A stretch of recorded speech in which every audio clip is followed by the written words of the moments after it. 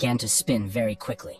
She looked emotionless and said that her anger was much stronger than Zoe's. The fan rose up and the blades that were in it began to detach. They slowly descended and surrounded the body of Gandharvas, and from her appearance it was clear that now they would all fly to Zoe.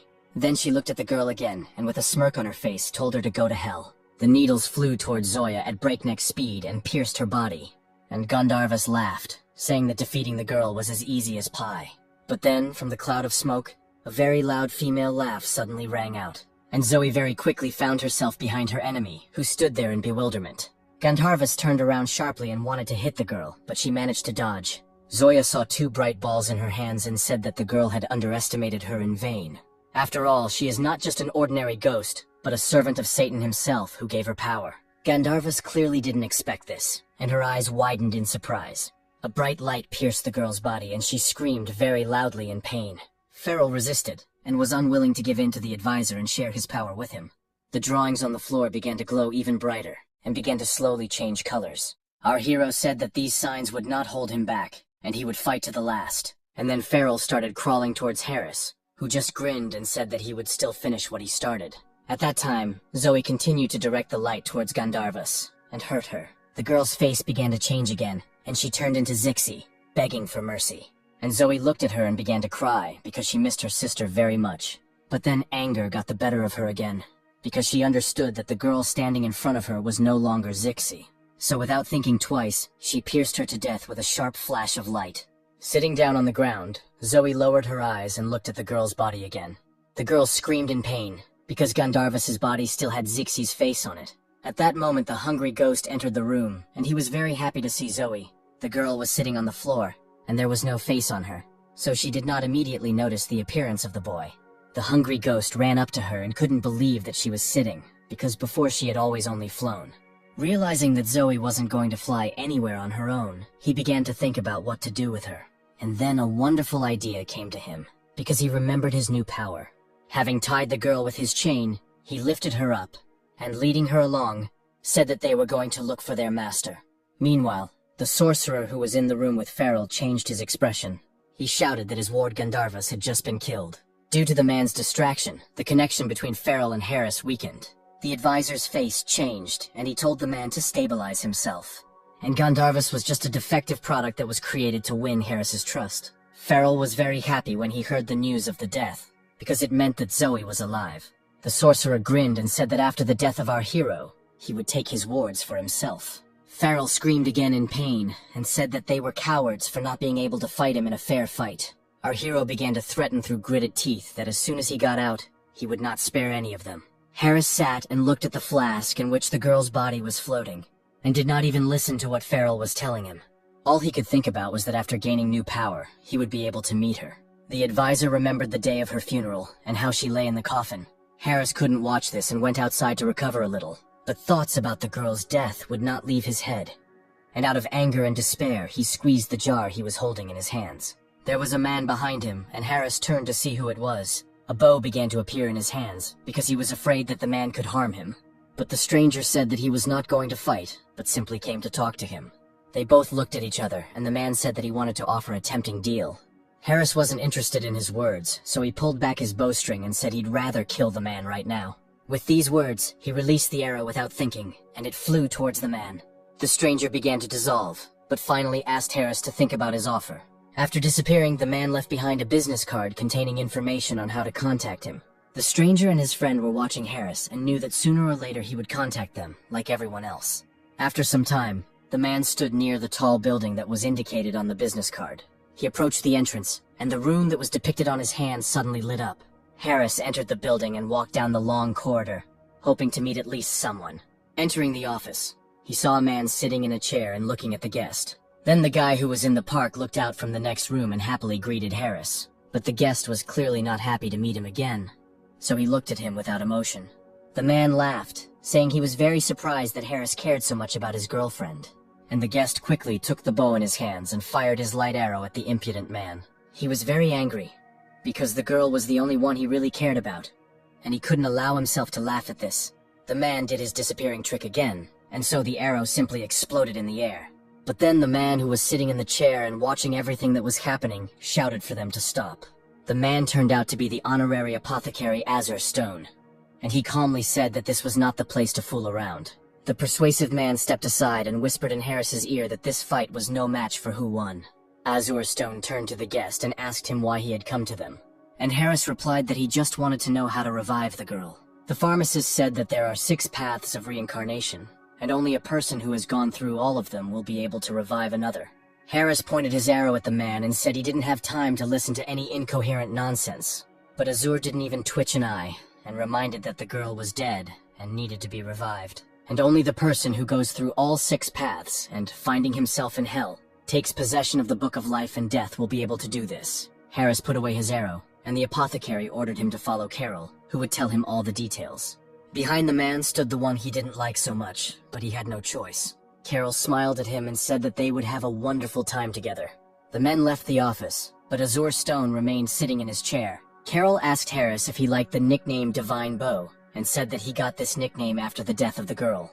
The man, not expecting this question, dropped his weapon and became very angry. He looked at Carol seriously and said that he never regretted not saving the girl. After all, he once saved 17 children by killing the ghosts that attacked them. But even if he had another chance, he would not save the girl. But when asked why he came here then, Harris replied that he wanted to resurrect her. Carol laughed very loudly at the man's words and said that he was very interesting.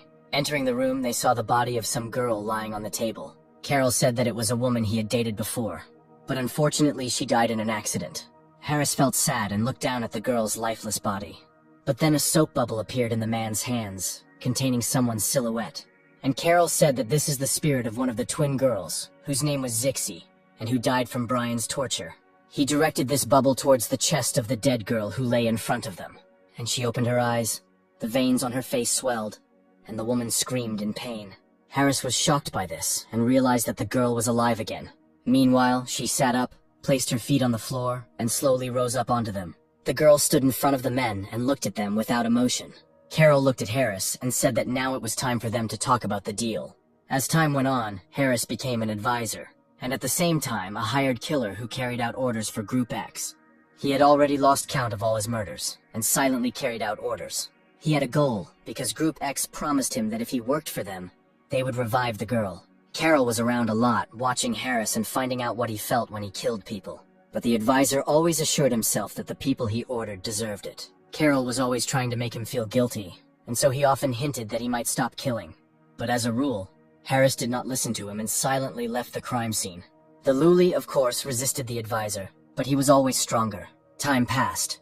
The number of people he killed grew, but Group X still could not calm down. He killed on command, everyone in a row, even women who were innocent. Harris stopped remembering the names and faces of his victims, and was completely cold-blooded. The Brian he worked for was a terrible man, and would order the killing of anyone who crossed him in any way. Carol smirked every time Harris was given new orders to kill. He knew that this was only the beginning, and that the advisor was completely at their mercy. Many innocent people suffered at the hands of Harris, who did not even understand what they were paying for. His boss ordered him to kill women who refused him intimacy, and their husbands as well. Each time Brian's tasks became more sophisticated, and Harris could not refuse them. The advisor was tired of all this, although he knew that he could not retreat. The next time Brian ordered the woman to be killed, Harris stood up silently and left. This was exactly what Carol was waiting for. So he grinned and said that he was glad for this emergence of character. But the advisor pointed his bow with a light arrow at the man and looked at him very carefully. Suddenly Harris screamed in pain and did not understand what had happened to him. It was Carol. He used his strength, which he had never shown before, and said that no one dared to threaten him. Harris fell to the floor, writhing in pain, and realized that he had underestimated his enemy. He couldn't get off the ground, no matter how hard he tried, and he realized that he was completely at the mercy of Group X. Carol turned his back on him and said that it was time for them to go and carry out Brian's orders. But realizing that Harris was now exhausted, he asked if he needed help with the contract killing. The advisor looked at Carol and understood that he would still have to kill another innocent girl. After this, Harris stood up, tears streaming from his eyes, but he pulled himself together and said that he could handle it himself without help. Carol laughed and said that he would then be happy to look at all this. Thus, the advisor became a hostage of Group X and always followed their orders without question. He destroyed a huge number of souls. All of them were here and begged Farrell for help. Harris thought back to the present day and said that soon he would finally be free and save the girl. Our hero looked at the advisor and was furious that he had destroyed and not let go of so many innocent souls. But Harris responded that he simply had no choice, because he did it in pursuit of his goal. The sorcerer ordered Farrell to shut up, and promised that his torment would soon end. But our hero continued to address the advisor, saying that he knew that he was not a terrible person.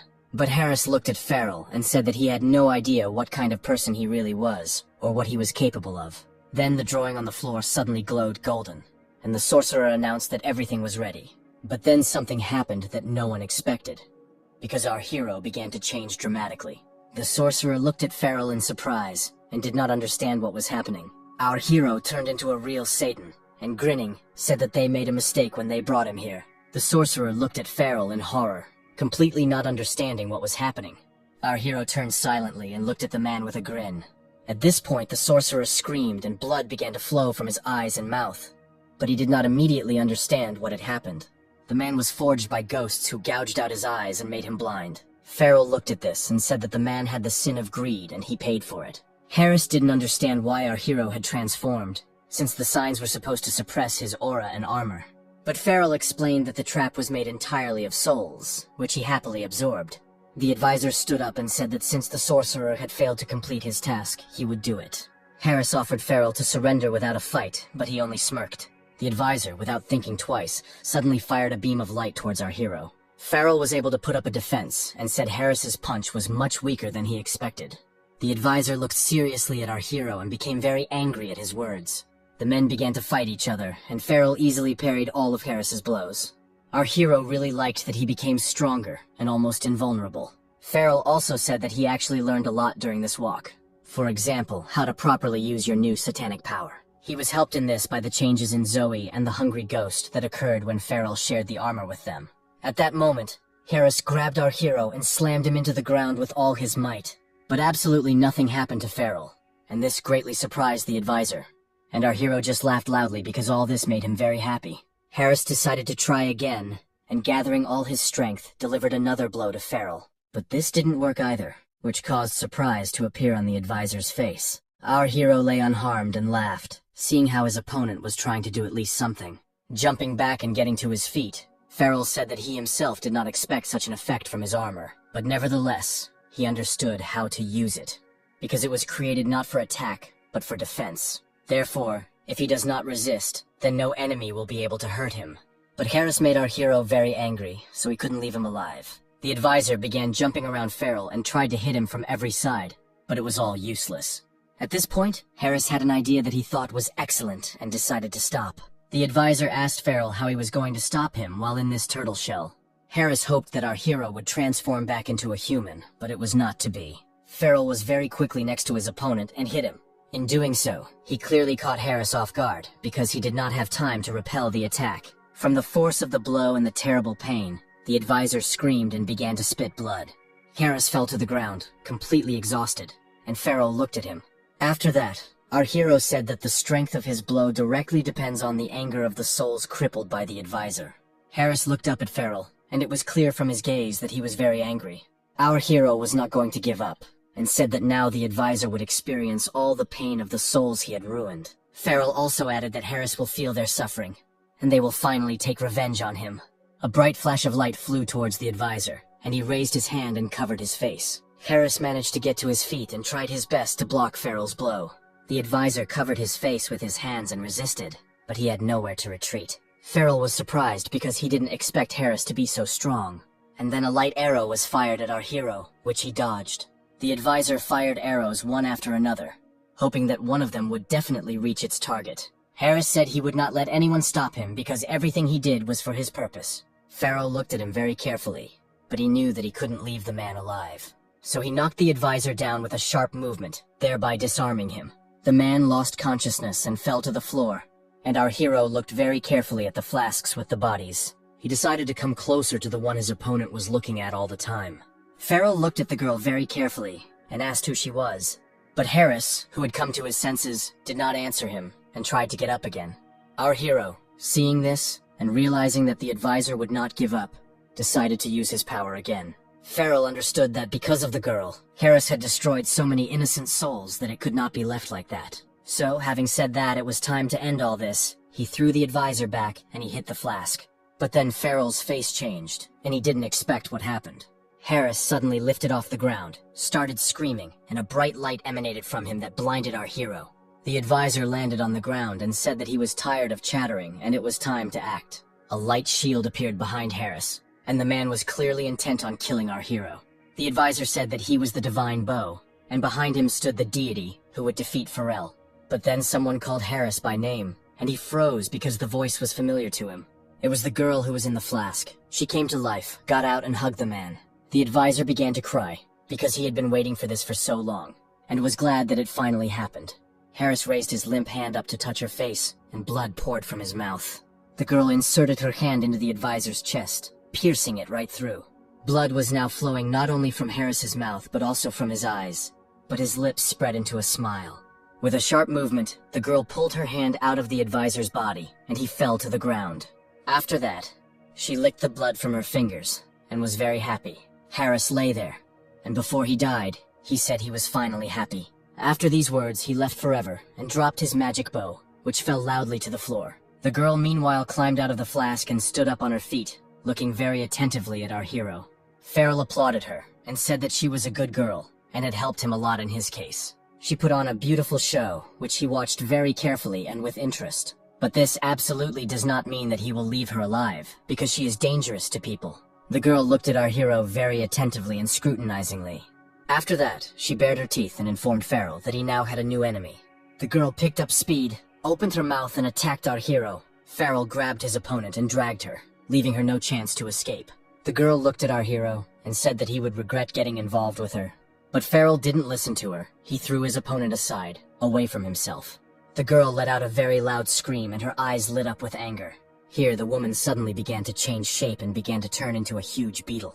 Our hero stood motionless and watched what was happening with a very serious face. Having released some of the ghosts from his armor, he directed them towards the girl, and they wrapped themselves around her hand. After that, he clenched his powerful fist and flew towards his opponent. The hand was already at the beetle's face, but then Farrell suddenly froze and lowered it down. Our hero became embarrassed and said that he had completely forgotten, because you can't hit girls in the face. So he just grabbed her hands and threw her aside with all his might. The girl fell to the floor, and from the force of the blow her head was broken, after which she died. Her body began to transform and now she looked quite cute. Farrell walked up to the girl and looked at her to make sure she was dead. After that he walked up to Harris and looked at him very carefully. He was also dead. Our hero felt sorry for these people, and believed that they were both victims of circumstances. But he could not leave them alive. Finally, it was all over, and they could go in search of their friends. But then loud footsteps were heard in the distance. Someone was quickly running into the room. It was the hungry ghost, dragging a completely exhausted Zoe along with him. Farrell turned around and said with a smile that he was very glad to see them. The boy ran up to his owner and wanted to hug him out of joy. But he didn't have time to do this, because he noticed Harris's dead body behind our hero. The hungry ghost ran very quickly towards the advisor to look at him. Farrell looked at the boy and saw that there was a huge abrasion on one of his legs. Then he looked up and saw Zoe and realized that their battles had been very difficult. The girl was unconscious and without strength, so our hero decided to free her from the chains. Touching them, the rings began to unclench and disappear, one by one. Zoe fell, but Farrell caught her, telling her that she could now rest. The girl fell asleep, and our hero laid her on the ground, since he still had business here. Farrell was very sad because he felt the mental pain that Zoe was going through, and he couldn't help her in any way. But then the hungry ghost caught his attention, and our hero was shocked by what he saw.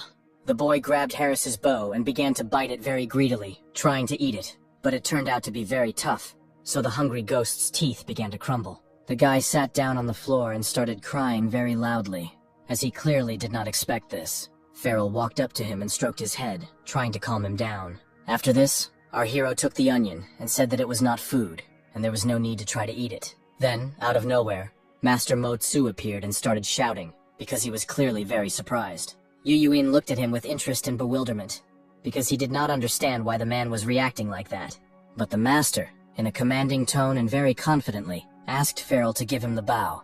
Our hero did not want to clarify what was valuable in this thing, and simply gave it to Mo-tsu. When the bow was in the master's hands, he looked at it very carefully and said that it was the bow of the sun. The cook obviously knew what it was, and looked at the find in surprise. After this, Yu Yuin ran up to Mo-tsu and began to take the bow from him. Suddenly, the system abruptly reported that the trophy had been transferred, and Farrell realized that this was indeed something valuable. A fight broke out between the Master of Cooking and the Master of Knowledge, in which they took the artifact from each other. Our hero watched the men's squabbles very carefully, but it all seemed childish to him. Deciding not to waste time, Farrell began to transform back into a human, because it was time for them to return to Christine. The hungry ghost grabbed his master by the shirt and stopped him. The boy decided that it would be a good idea to resurrect Harris, and suggested this to Farrell. Our hero looked down and seriously thought about this proposal. But after that, he informed the hungry ghost that Harris was already in Nirvana, so there was no point in resurrecting him. He looked at the advisor's body again, and said that there were things that were better not to do. After that, Farrell looked at the girl, for whom he felt sincerely sorry. Our hero told his friends that since he decided not to resurrect them, he would at least bury the couple together. Farrell didn't take long to think and took action, so he snapped his fingers. Fire came out of his hand and he directed it straight at the bodies of the enemies he had defeated. Taking Zoe, our hero said that it was time for them to go home, because they were expected there. As they walked home, Farrell reflected that even though Harris was dead, he clearly wasn't the boss. He also remembered about the girl's parents, and that he never found out what a dragon's tooth was. Carol watched the heroes leave and noted to himself that his experiment had failed. Then a vial with the girl's soul appeared in his hands, and he already knew that Farrell would soon meet her again. Suddenly, our hero stopped and realized with horror that he did not know how to tell his neighbor about what had happened to her parents. He began frantically making up some kind of story so as not to shock Christine. After a while, they all found themselves at home, where their neighbor Farella was already waiting for them. He was very excited and began to lie to her on the fly. Realizing that he could not tell the whole truth, he told Christine that he had not been able to meet her parents. The girl thought that since they were not in the afterlife, then perhaps they were still alive. Farrell didn't want to upset his neighbor, because he understood that she was already too weak. So without thinking twice, he reassured her and said that it was actually possible that her parents had not died. Christine took a promise from Farrell that he would not stop looking for them and would definitely find them. Our hero had no choice but to reassure the girl. They sealed their agreement by holding each other's little fingers, because he knew that by promising her this, she would recover faster. As Farrell lay down in bed, he thought about how he didn't know where to look for information about the dragon's tooth. He didn't know what to do next, and he was freaking out because even as Satan he was so useless. Suddenly the room began to change dramatically, and he fell out of bed and found himself in a parallel world. Our hero did not understand what had happened and why his system had called him here. A message appeared on the screen stating that the rescue of the spirits was complete, and Farrell's level had increased. Then the system said that it was now time for it to expand our hero's domain and improve Hell.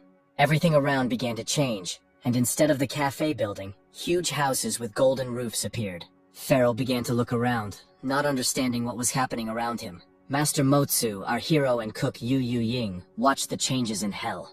All three were silent, looking at the screen, and were in complete shock from what was happening. At some point, Farrell couldn't take it anymore, and shouted with all his anger that he didn't understand why they needed this stupid expansion. And the system reported that although the battle with the divine bow was over, their adventures were just beginning. After Farrell found himself in a parallel world, the system reported that his level had increased. Motsu, together with Yu Yuin, noticed that the system was flirting with our hero. The man did not understand what was happening, so he was angry, but tried to pull himself together. Farrell thought that the reasons why the system had decided to expand were not so important now. After all, this could mean that she could finally give him information about the dragon's tooth. He quickly typed a request on the keyboard, but a message appeared on the screen saying that the information was still unavailable. Our hero looked at the system in bewilderment, not understanding why it was hiding information from him. The man started shouting that he had worked so hard to win, but in the end, he had received no thanks. Motsu approached him from behind, patted him on the shoulder and said that there was no need to focus on such trifles. After this, the Knowledge Master turned around and said that Farrell had better pay attention to something else. Our hero saw a bright light. His eyes widened because he was shocked. A huge cannon called Mo-Dee's Undertaker appeared from the light. Motsu said that all the primordial power was collected in this cannon. And although the man has succeeded in using the armor of 100 souls, he could use some additional weapons. Souls give great power, but it is still not enough. So the Master of Knowledge, the Undertaker, handed it to Farrell. Our hero realized that this shotgun was converted from Sun Hao's weapon and has tremendous power. Motsu said that whoever was hit by this pistol would no longer have to worry about their own burial. The man was glad that he now had a weapon that had such power. And the Master of Knowledge began to laugh, saying that one should not expect less from Mo-Dee. At this point, Motsu suddenly became very serious and warned Farrell to use it with caution. Yu Yuin said with a grin that if our hero suddenly lost the shotgun, the Master of Knowledge would not be able to get another one. But these words angered Motsu, and he hit the cook, saying that he should not interfere in the conversation. The Master of Knowledge said that although he didn't want to admit it, Yu Yuin was still right, because such a weapon was difficult to obtain. Motsu looked at the bow of the sun-faced god, and said that he would try to make something out of it. But it would take time. After all, this bow originally belonged to a mythological hero named Hou Yi. But after this, the Master of Knowledge said that his master need not worry and continue to work further. Motsu snapped his fingers sharply and said that Undertaker would always be by our hero's side. And this shotgun is a great addition to Farrell's armor, but he can also use it on its own. Our hero made a very serious face and said that he would gladly prove that he was worthy of wearing his armor. After that, the man turned around and walked towards the exit to the real world. Motsu took a hammer in his hands and said that now he had a long and hard job ahead of him. After that, he walked up to the bow and started doing something with it, and Yu Yuin watched with interest. As Farrell was returning to his world, he heard the television on, reporting that the Grill's restaurant was on fire. Hearing familiar words and names, our hero stopped and froze for a while. The news was on TV, and they were talking about the fire that Farrell had started. The man looked very carefully at the screen, and it said that at the moment the cause of the fire had not been established. After our hero heard that no one noticed him and did not accuse him of anything, he exhaled and turned off the TV. He carefully placed the remote control on the table, a little confused. After all, he thought that his hellish flame would only incinerate the underground city, but the restaurant would remain untouched. Farrell knew that someone had deliberately set fire to that restaurant to cover up all traces. But when he lay down on the bed, he thought that all this was not so important. Because on the whole, nothing bad had happened. And the fact that all traces have disappeared does not mean that those who were in the underground city will not come for him. Then the door to his room suddenly opened, and Christine entered, which greatly frightened our hero. The neighbor was very angry, and told him that she was tired of seeing him mourning his ex. But Farrell said he wasn't pining over her at all. He was just relaxing, and he has a feeling that if he goes for a walk today, he will definitely run into trouble. But then Mosey appeared and told our hero to go and have some fun. The man stood and looked at the Master of Knowledge, and Christine did not understand why her neighbor was staring into space. Farrell told the girl that she was right, and that he would go for a walk after all. Our hero went outside and went straight to the park, but there, he met Neil. She didn't recognize him, but she still got angry, saying that if he interfered with her work, she would arrest the man. Farrell, glad not to be arrested, apologized, and said he was just out for a walk. Our hero was very amused by the fact that the policewoman did not recognize him, and seemed to have forgotten about the whole story. The man reached the bench, sat down on it, and thought that the walk had really been better than he had imagined. But then Farrell heard someone approaching him from behind, and so he turned around in horror. A man approached our hero and said that he had been looking for him for a very long time. Farrell looked very carefully at the passerby and could not understand where he knew him from, but the stranger reminded him, saying that it was in his cafe that they cooked grilled chicken. Our hero froze in bewilderment. He still did not understand who this man was. But then it dawned on Farrell, because standing in front of him was the very owner of the grill restaurant. He pointed his finger at him and said that he remembered this man. The stranger was pleased with this, and asked our hero to call him Grill Master. Farrell looked at the man very carefully and asked what he wanted from him. And then the grill master said that he wanted to offer him to grill together. Our hero thought he had heard him wrong and asked him to repeat his proposal. The grill master looked at Farrell very carefully and repeated that he wanted to offer him a grilling session together. Our hero said that he is more of a traditionalist, so the chef would be better off looking for someone else. The master looked at Farrell with bewilderment and asked what could be so unconventional about grilling. And then our hero realized that the man had not said anything indecent, but was simply offering to cook together. The chef said that the last time the grill cooked by Farrell's friend tasted absolutely amazing. Therefore, he suggested that they unite in order to easily take over the entire grill business of the city. Our hero felt a little awkward about the man's offer, since he himself doesn't know how to cook at all. But then it dawned on him that he himself did not need to take part in the cooking. After all, he has the god of cooking, Yu Yuin, who is currently not busy with anything and will do everything for him. Farrell grabbed his new acquaintance by the hand and thanked him for giving him a great idea. After this, our hero ran very quickly towards the exit of the park. Moving away from people, he very quickly headed to a parallel world. Approaching Yu Yuin, the man informed him that it was the cook's time to shine. The cooking god looked at Farrell without emotion, and informed him that he had already been shining for many years. Our hero, with a very sharp movement, hit Yu Yuin on the head, and from the force of the blow, his eyes popped out of their sockets. Farrell let off steam and exhaled, and the cook stood up after the blow and angrily adjusted his hat. After that, our hero pointed his finger at Yu Yuin and told him that he would be working as a chef in his restaurant. The man looked at Farrell very carefully and with surprise. And our hero, patting Yu Yuin on the shoulder, said that he was counting on him very much. After this, Farrell, who was very pleased with his plan, decided to go looking for a place for the restaurant. Walking down the street, he saw a huge crowd standing and looking at something. Our hero really wanted to see what was going on there, but he didn't have time because someone called out to him. Farrell thought that they were his enemies and grinned, quickly turning around. But then he realized that this was not at all the one he expected to see, because the man was completely unfamiliar to him. The stranger said his name was Leon and handed over his business card. Our hero looked at it very carefully and read that the man was from the Sky Company. After this, Leon asked Farrell to get into the car, as his boss wanted to discuss some business with him. Our hero wondered for a moment if it was a trap, but then decided to take a risk. Although he was not very confident, he still got into his new acquaintance's car, and together they went to meet with the management of the Sky Company. Leon turned and said that Farrell was living proof that a commoner could become a great master. But our hero didn't really like this statement, and so he looked at the man very seriously. Here they drove up to some high-rise office building, and the car braked sharply. Leon got out of the car, opened the door for Farrell, and asked him to follow him. After they reached the 40th floor, the man announced that the company president was expecting our hero. Entering the office, Farrell saw a man sitting at a computer. It was a master of the Southern Ocean named Xiao Yi, and he was glad to finally see our hero. Farrell didn't understand why the man wanted to meet him so badly. Xiao Yi began to sort through the books on his desk, looking for something, and said that he had two reasons for the meeting. First, he wanted to thank Farrell for saving him from the terrible Brian. Our hero stood there with a completely stony face, and still did not understand what they wanted from him. Meanwhile, Xiao Yi found some piece of paper in the books and took it out, putting it on the table. The man said that secondly, he wanted to ask Farrell to fulfill his request. Our hero grinned and asked why the master was so sure that he could help with something. Xiao Yi said that since our hero was able to destroy Brian while he was under Harris's protection, he could handle it here too. Farrell asked in surprise, wasn't the skybow a small fish for them? To which the master grinned and said that of course not, and therefore our hero was obliged to help him. Suddenly, Xiao Yi clapped his hands and said that he had prepared a reward for the task. After that, Leon appeared behind Farrell, holding a suitcase in his hands.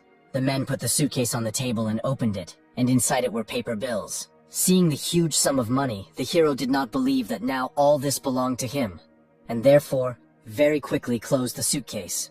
The huge amount of money went to Farrell's head, and he was ready to do anything. Xiao Yi briefly explained his request to him, and after that our hero got into the car and went home.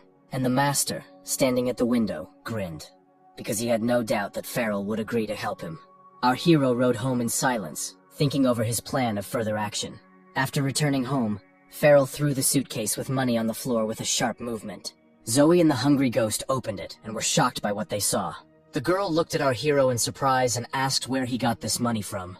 But the man was in no hurry to tell them what had happened, and simply replied that it was a long and complicated story. But after that he added with a grin that they would all have to risk their lives for this money. The hungry ghost, hearing the words about death, became very angry and asked who dared to touch his master. Zoe grabbed the angry guy and asked the master what he meant. Farrell said the people who gave him money would never understand how amazing the Book of Life and Death is. The hungry ghost and Zoe looked at their master in great surprise, and he immediately went to a parallel world in order to find out the necessary information from Motsu. The Master of Knowledge did not understand why our hero was asking him so many questions. But the man said that it was all because the system only gave him instructions, and when he asked it something, it hung up.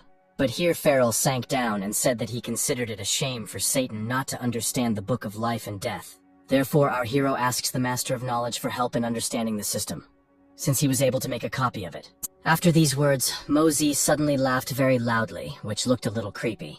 Here the Master of Knowledge took out a board and a pointer from somewhere and announced that Farrell had addressed the right person. Of course, he didn't manage to make a copy, but he already knows enough about the Book of Life and Death.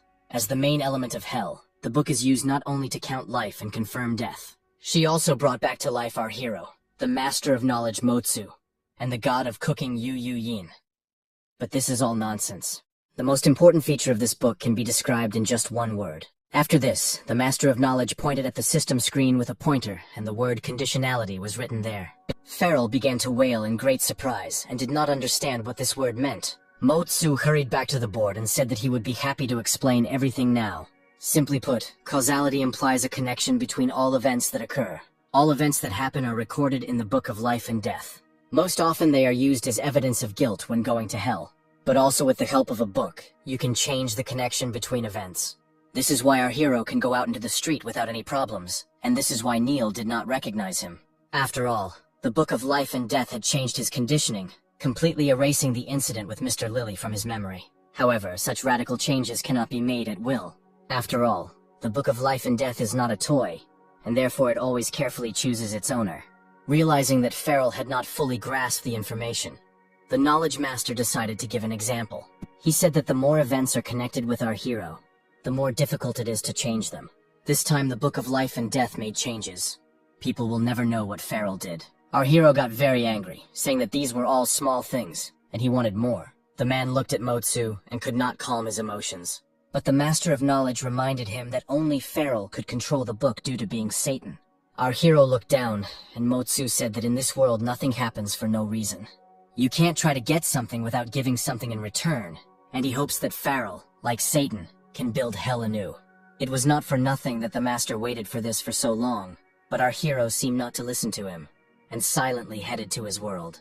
The man found himself in his room, lay down on his bed and thought about the future with a smile on his face. Farrell said the man who gave him the money sounded convincing, but the old man didn't know what he had done. Our hero was convinced that Xiao Yi wanted to trap him. The hungry ghost struggled, but Zoe held him and asked what they would do now. Farrell leaned back on the bed, exhaled calmly, and announced that they would rest. Zoe and the hungry ghost looked at their master in surprise. The girl did not believe what she heard, and so she opened her mouth in bewilderment. But our hero said that she simply didn't grasp the essence of what was happening. The incident that happened to them was not an ordinary conflict. To put it simply, Farrell is not such a good person, because he does everything for his own benefit. Even at the very beginning, he helped Zoe completely against his will. The girl and the hungry ghost looked at their master in bewilderment. At this moment in the parallel world, Yu Yuin said that Farrell was better than he thought. Mo-tsu replied that our hero was indeed a very good man, and such people always win the trust of other people without any problems. Yu Yuin added sadly that most good people don't live long. The Master of Knowledge said that he didn't think about it, because his job was to continue making suitable equipment for Farrell. The god of cooking agreed with Mo-tsu, and said that our hero is Satan after all, so he should be able to handle everything.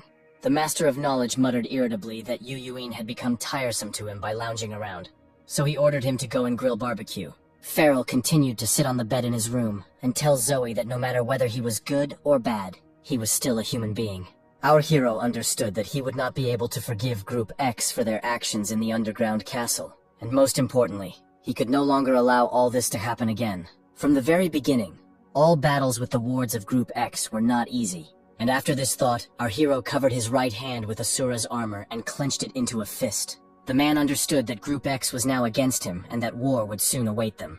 And Farrell will fight alone against the entire enemy team.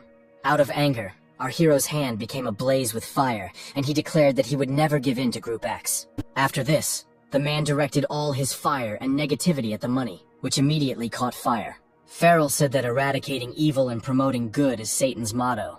Therefore, they have no need to do anything, even if this so-called trap turns out to be an ocean of fire or a mountain of knives. All they have to do once they get there is to push forward and cut off the way back. Zoe and the hungry ghost looked at our hero in surprise and confusion. The money burned completely, and the man said that it didn't matter how dangerous these traps were, because they would survive them. And every time they overcome one obstacle, the strength of Group X weakens, and they themselves become only stronger. So Farrell asked his friends to help him and rush into battle with him. Zoe looked at her master and said that she had always been in the dark, and he was the one who opened her eyes. At this point, tears began to flow from the girl's eyes and drip onto the hungry ghost's face. Zoe said that for his sake, she was ready to face any danger. Then the hungry ghost shouted that he would gladly devour all of our hero's enemies. The man laughed and said that he was very glad that everyone had given their consent to the fight. At this point, Farrell's face changed dramatically, and beads of sweat began to roll down his face. Zoe and the hungry ghost headed towards our hero, not understanding what had happened to him. The man drooped and looked down, and the girl and the guy stood and looked at him. Farrell then pointed towards the suitcase and said that this was all their money. Night fell, and a red blood moon suddenly appeared in the sky, which clearly did not bode well. Niall was in ambush, so she stood by the column of the building and looked out from it. The girl received reliable information about the location of the criminal she was interested in. Neil already imagined how she caught him, and was given a reward for solving the case. She was looking forward to it and was very happy, because this was her main goal. Meanwhile, Farrell and his friends were heading to the address that Xiao Yi had given him. The building where the man directed him turned out to be a huge temple in the middle of the forest. Our hero reasoned that it was quite a bold decision to use such a place as a base. But he had no doubt that this was the very place where many deaths occurred. And all the photographs that Xiao Yi showed him were taken right here. Besides, all these photographs were clearly taken a long time ago. He felt that something unclean was going on in this mountain village, and in the temple itself. Regardless of who this old man was, his words turned out to be absolutely true. Farrell saw a huge number of ghosts on the temple grounds. Our hero laughed and said that if they attacked him, nothing good would come of it. The man sat down at a stone table that was on the temple grounds and began to watch the ghosts. Then Zoe flew up to him and said that she had flown around the entire area and had not found anything suspicious. Farrell said it was not surprising given how much time had passed since the photos were taken. Here our hero heard some strange noise in the forest and realized that there was someone there. He hoped that it was one of his enemies, so he immediately hurried there. Zoe, Farrell, and the hungry ghost sat in the bushes and began to watch what was happening. But it turned out to be Neil, who was also in ambush and waiting for something. At first, our hero was upset, because he did not expect to see a person here. But then he thought that maybe the police girl was also part of Group X. So, unable to bear it any longer, he stood up abruptly and shouted for Neil to take him to her boss. The girl did not expect someone to sneak up on her from behind, and so she screamed loudly. Farrell realized that Neil was not involved in this matter, so he grabbed her hand sharply. She gave in to the stranger because she was shocked by his behavior and did not have time to understand that she needed to resist. Our hero understood that he had to get Neil out of here before something serious happened, and he was accused of murder again. Here the girl began to slowly come to her senses, and asked if it was him she had seen recently in the park. Without waiting for an answer from the man, Neil abruptly put handcuffs on him. Farrell didn't expect this turn of events and looked at his hand in shock. The girl reported that she had received information about a group of criminals using this temple as a place of conspiracy. And our hero arouses her suspicions because he walks here in the middle of the night. And then there was a very sharp sound behind Farrell, and he turned around in fear. A very large and angry dog suddenly appeared behind our hero. She opened her mouth and a large bright ball lightning flew out. It was the first time Neil had seen anything like this, and so she screamed very loudly in fear. Farrell understood that the girl's life depended entirely on him, and therefore, he began to immediately activate his armor. Grabbing Neil with one hand and covering himself with the other, our hero abruptly jumped to the side. Neil didn't look at the man. She couldn't believe that all this was happening for real. But our heroes didn't have time because the dog spat out ball lightning right at them. The ball immediately headed towards Farrell and Neil, and upon touching the ground, exploded. By this point, our hero had already completely transformed into armor and realized that his enemy was very strong. He hugged the policeman's girlfriend and shielded her from the lightning strike. Neil looked at Farrell and didn't expect what she saw, because his appearance was completely changed. Our hero did not hesitate and, standing up, said that now the dog could not escape from him. The man blocked the girl's path with a sharp movement of his hand and asked her to hide somewhere far away. Neil wasn't used to hiding, so these words made her angry for a while. But realizing that she was powerless against this enemy, the girl ran, shouting to Farrell to be careful.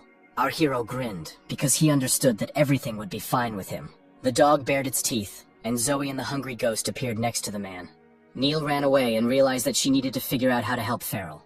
Having run far enough, the girl stopped to catch her breath, and still did not understand where this dog came from. But then Neil seemed to break out in a cold sweat, because she remembered something very important. Meanwhile, the dog growled very loudly and was about to attack our hero. The man stood and looked at his enemy, smirking, because he had no doubt that he would win. But the dog was also absolutely serious, and so it growled again. Farrell touched her and told her that she had to behave. The hungry ghost, who decided that his master was in danger, jumped up and flew towards the enemy.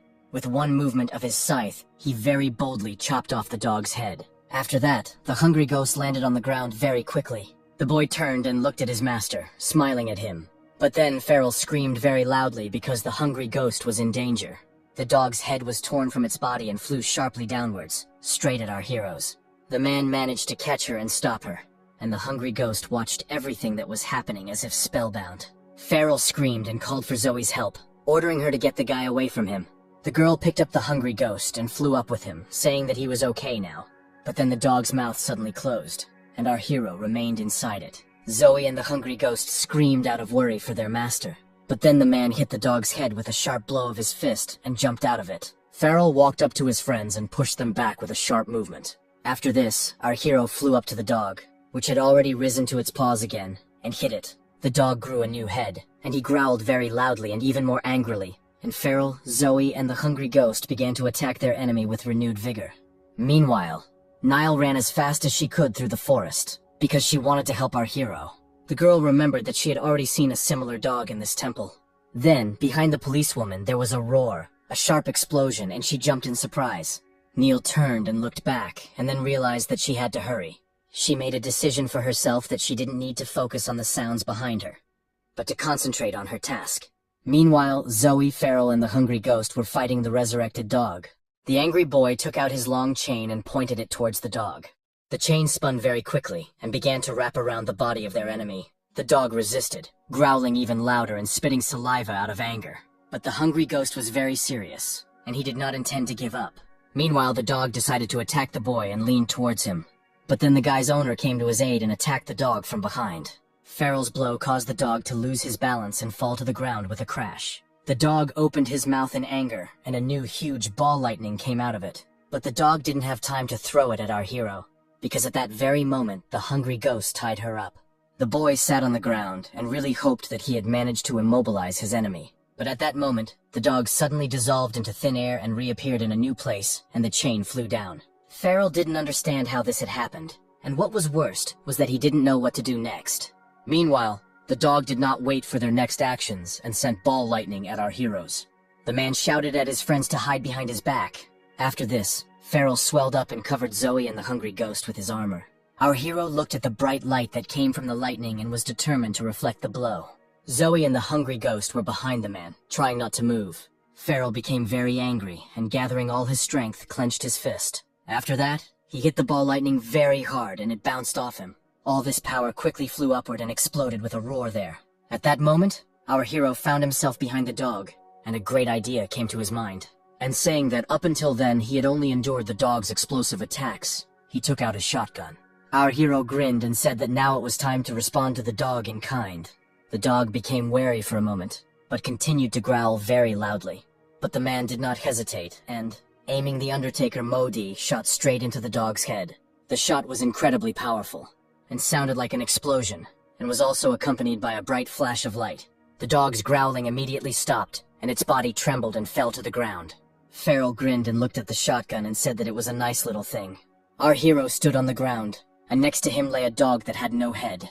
Zoe and the hungry ghost looked out from behind the man, and did not understand if this was the end. Then the boy ran very quickly to the dog and shouted that he wanted to taste it. Zoe grabbed the hungry ghost and asked him with interest what he was doing. And Farrell, looking closely at the dog, understood that all this was clearly not the end. Then, out of nowhere, a huge puff of smoke appeared, and the dog recovered again. Our hero shouted to his friends to all step back and hide behind him. Here the dog struck a very strong blow, but the man, Zoe, and the hungry ghost managed to jump back. A huge hole was created in the ground where the blow had been struck, and Farrell knew his armor wouldn't be able to handle it. The dog suddenly appeared behind our heroes and continued to growl very loudly. Here the hungry ghost took off his hairpin, and his braid was in his hands again. The guy jumped towards the dog, and upon landing, very quickly parried his blow. Zoe, who was scared for the hungry ghost, screamed for the dog to let go of him.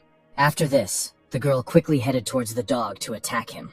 But then Farrell pulled out his Modi Undertaker again and pointed it at the enemy. Our hero shouted to his friends to move away from the dog, and then shot at it. But absolutely nothing happened to the dog, and the man did not understand why. The hungry ghost swung his scythe in anger and screamed at the top of his lungs. After this, the guy got down on his knees and was very determined. His whole face was covered in veins, and he bared his teeth as he looked at his enemy.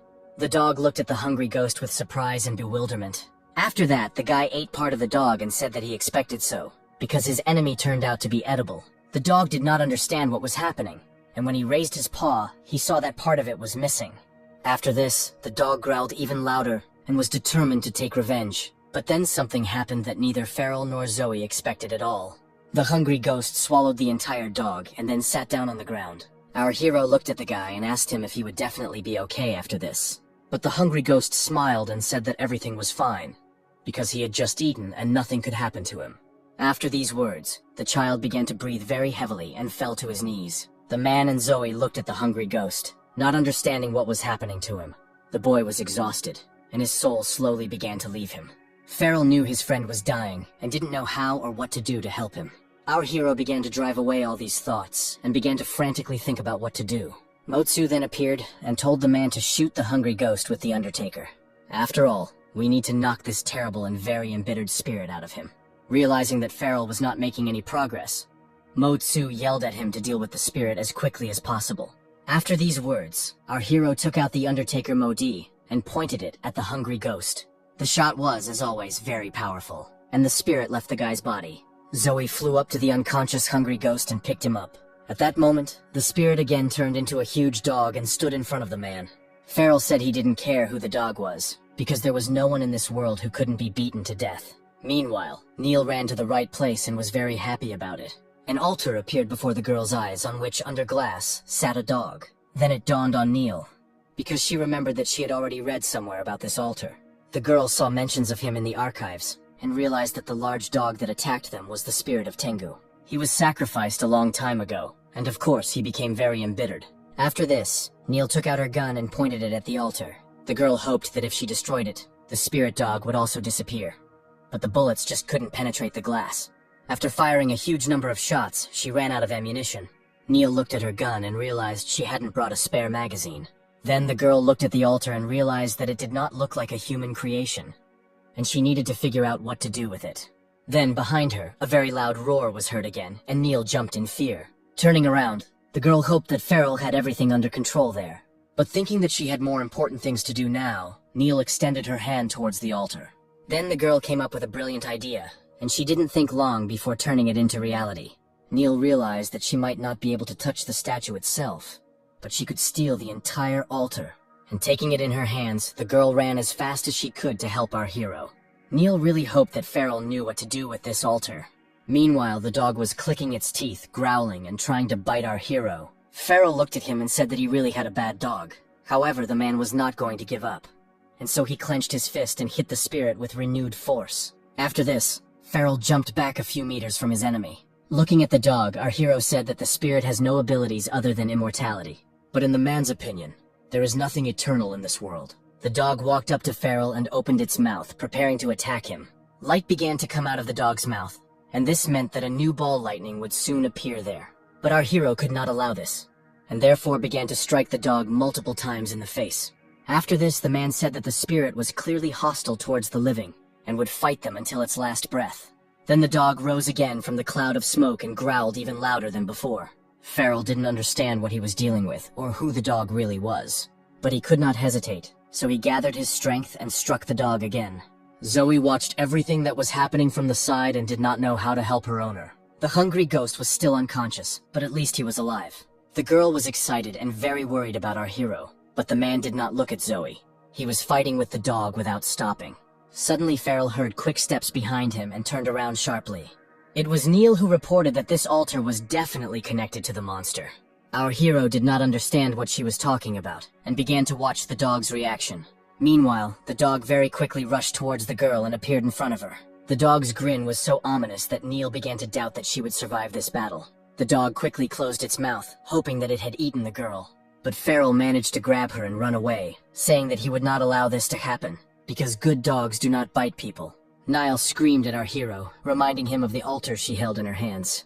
After these words, the man put the policeman's girlfriend on the ground. Neil handed the altar to Farrell, and said that it should definitely influence this monster. Our hero stretched his hand towards this altar, and felt its enormous power. But the man didn't have time to touch him, as the dog tried to attack again. Farrell managed to parry the blow, and using his strength, blew up the evil dog. The spirit began to recover again and turn into a huge dog. Our hero turned his head, looked at the dog, and asked him to stop making noise. After all, the man really wanted to know where this sinister spirit came from. So Farrell immediately reached into the altar and touched the dog that was there. At first, our hero felt nothing and froze in bewilderment. but after a few seconds the man felt a sharp and piercing pain. Farrell's mind began to tear itself apart, but he tried to gather all his thoughts together. And then pictures appeared before our hero, which were memories of the altar. The man understood that the spirits wanted to show him something very important. Here Farrell plunged into the memories of the altar, and saw in the sky the same bright red moon that he saw today. Our hero thought it must be just a lunar eclipse. Then the man heard voices behind him, which announced that they were beginning the sacrificial ritual. Farrell was met with a vision of men carrying someone in a cage. Our hero got angry, and therefore shouted at them, asking what they were up to. But no one reacted to the man, and after a while, the one who was sitting in the cage was already lying in front of the altar. This man was wrapped in bandages, resembled a mummy. A stranger in a hood approached him and said that there was no need to be afraid. After all, soon all this man's torment will end, and he will be in a better world. After this, the stranger in a black robe raised his hand with a knife and said that they would meet in the next life. Farrell couldn't watch all this calmly, so he screamed very loudly. Without thinking twice, our hero walked towards the man and ordered him to stop all this. But no one responded to his screams and words, and after Farrell touched the man, everything dissolved. Our hero did not understand what was happening, and he was very abruptly thrown back out of his memories. The man was shocked by what he saw and realized that he could only be an observer. Then the memories came back to Farrell, and he saw a blood moon. The robed man stabbed his victim to death, and announced that the sacrifice had been successfully completed, and the Tengu had been banished. Our hero shouted that he didn't understand why they showed him all this. But then the man began to remember all the words that the stranger in the robe had said. Before killing his victim, he told him that they would see each other in the next life, and that Tengu is finally banished and can no longer devour their moon. Farrell turned back into a human, and felt all the pain that came from the ghosts. Our hero looked at the altar and understood that there were a lot of souls in it. All these ghosts said that the man in the robe promised them life after death, but it never came. And then one of the souls looked at Farrell with anger and screamed that she wanted his next life. Our hero stood motionless, and ghosts began to fly out of the altar at breakneck speed. The souls did not understand what was happening, because no one had disturbed them for so long. After the ghosts were released, they became very angry. The souls began to circle around the altar, screaming in pain and suffering. After this, they all united together into the figure of a huge dog. This dog was very angry, and the spirits told him to destroy everyone who stood in their way. Farrell watched everything that was happening very carefully, and then it dawned on him. After all, there was never a sacred spirit named Tengu in this altar. Our hero closed his eyes, from which tears were flowing, and opening them, he used his yin-yang skill, and the man saw the true image of the dog, which consisted entirely of the souls of unfortunate people. Farrell walked up to the dog and touched his nose, saying that he could feel the ghosts suffering. And after this action, the image of the dog dissolved, and the souls scattered in different directions. Our hero understood that the ghosts were stuck in eternal torment, complete darkness, and were constantly waiting for a break in light. Therefore, the man was not at all surprised that their attacks were full of fury. Farrell knew that all he needed to do now was destroy the altar. Our hero hoped that once the container was gone, the spirits would finally become free. So without thinking twice, the man raised his hand up and clenched it into a fist. Farrell hit the altar several times without stopping, and it began to crack. Our hero became very sad about everything that was happening, because the ghosts never received their second life. The man always thought that Satan was just a prestigious title, but it turned out that with this title came a certain responsibility. One of the ghosts flew very close to Farrell and bit him. Our hero said that he was not in pain at all, and after that, the souls began to rapidly attack him. Zoe and Neil were shocked by what they saw and began to scream in horror. But the man shouted back at them not to move and not to come close to him. The ghosts were eating Farrell, but he knew it was just a small pain. And this pain will never compare in strength with the suffering that souls have experienced all these years. The altar was destroyed, and the ghosts coming out of it became more and more numerous. With each bite of a new ghost, our hero felt their pain and suffering. But then the man remembered that he was able to summon the Master of Knowledge and the God of Cooking. Farrell did everything himself, without using the Book of Life and Death. Our hero was losing his strength, and so he fell to his knees and began to spit blood. The man sat on the ground, and the souls circled around him and continued to devour him. Zoe and Neil rushed to Farrell's aid, but he tied up the girls, telling them not to move. Our hero said that the underworld owed all these souls a rebirth. The man turned back into a human and began to slowly rise from the ground. Farrell shouted that he was Satan, and if souls had any grievances, they could enter him and take revenge on this world. Motsu began to shout that our hero had gone mad, because the grievances of souls had been accumulating for more than 1,000 years. But the man just grinned and said that if the underworld still existed, then the souls would have already been reincarnated. And if Farrell dies here, then he is not worthy of calling himself Satan. After this, the souls completely absorbed our hero, and he slowly began to die. The rope that tied the girls disappeared, and Zoe realized that its owner was most likely dying. The Master of Knowledge